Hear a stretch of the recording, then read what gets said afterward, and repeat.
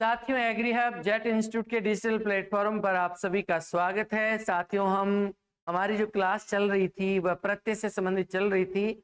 हमने कल और परसों जो है क्लास जो है प्रत्यय की क्लास रही थी। आज भी हमारी क्लास जो है वह प्रत्यय की रहेगी। इसमें जितने भी क्वेश्चन हैं वो हमने सॉल्व करेंगे अपन, और उसके अंदर कौन से प्रत्यय रहते हैं, किस प्रकार से रहते हैं, उसके बारे में हम भी जानेंगे।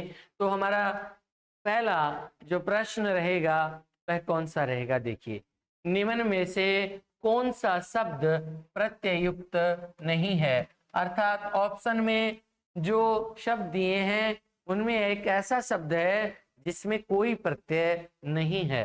साथियों, यहाँ बोली शब्द में बोल जो है या बोलना है वह हमारा मूल शब्द है। बोल धातु होती है। साथियों, भाषा शब्द में भास जो है वह धातु होती है जिसका अर्थ विचार, भाव, उद्गार होता है।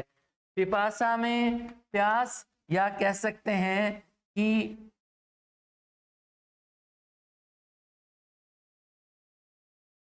दोबारा देखें, यहाँ पर पिपासा शब्द में पीना हमारी जो है वह क्रिया रह जाएगी, पीना, और इसमें आस प्रत्यय है जिसके कारण जो है शब्द क्या बनेगा?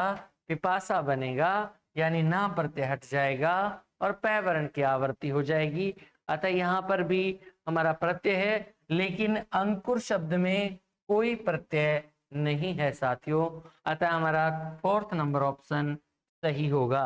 उसके बाद में हम बात करें निम्नलिखित में से कौन सा शब्द प्रत्यय युक्त नहीं है। देखिए, यहाँ पर सादर शब्द में से उपसर्ग है, सावधान में भी से उपसर्ग है, स्वभाव में दोनों शब्द हैं जिसमें सब जो है वह उपसर्ग के रूप में है। लेकिन ध्यान दीजिए, यहाँ मूल शब्द समझ है और दार प्रत्यय है।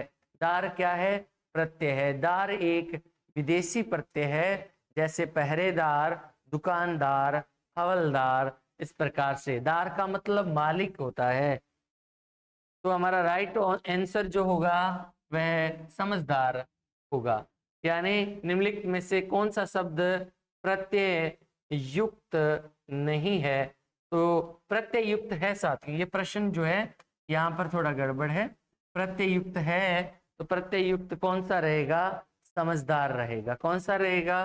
समझदार रहेगा। उसके बाद में थर्ड प्रश्न है, मिलनसार शब्द में कौन सा प्रत्यय निहित है? तो साथियों, आपको पता चल गया होगा, यहाँ मूल शब्द मिलन है और प्रत्यय हमारा क्या है? सार है। कौन सा है? सार है। तो इसलिए राइट आंसर क्या रह जाएगा? सार रह जाएगा। ठीक है साथियों, जैसे इसके अलावा आपको पता है सार प्रत्यय कहाँ होता है? जैसे अभिसार होता है, अपसार होता है, प्रकार से अनुसार होता है, तो इस प्रकार से सार प्रत्यय रहता है। 4th नंबर क्वेश्चन है, मिठास शब्द में कौन सा प्रत्यय है? तो ध्यान दीजिए, मिठास शब्द में मीठा जो है वह मूल शब्द है, और प्रत्यय की बात करें तो आस प्रत्यय है। कौन सा प्रत्यय है? आस प्रत्यय। हमारा 3rd नंबर ऑप्शन सही रहेगा।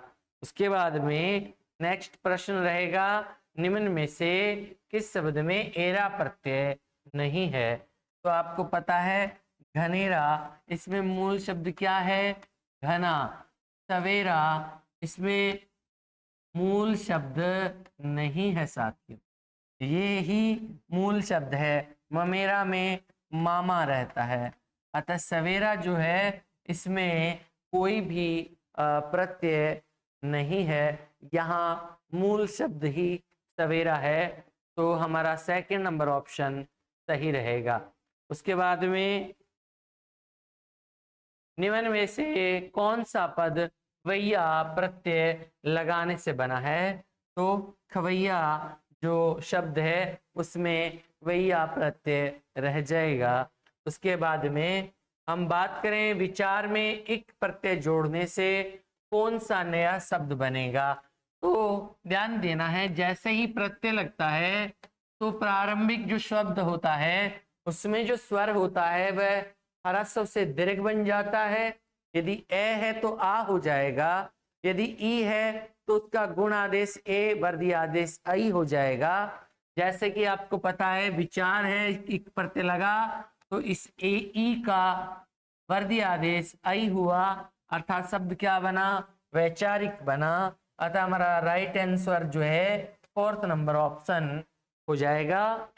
उसके बाद में हम बात करें, हमारा अगला प्रश्न, निम्न में से किस शब्द में प्रत्यय नहीं है, यानी इसमें ऐसा कौन सा पद है जहां प्रत्यय नहीं है।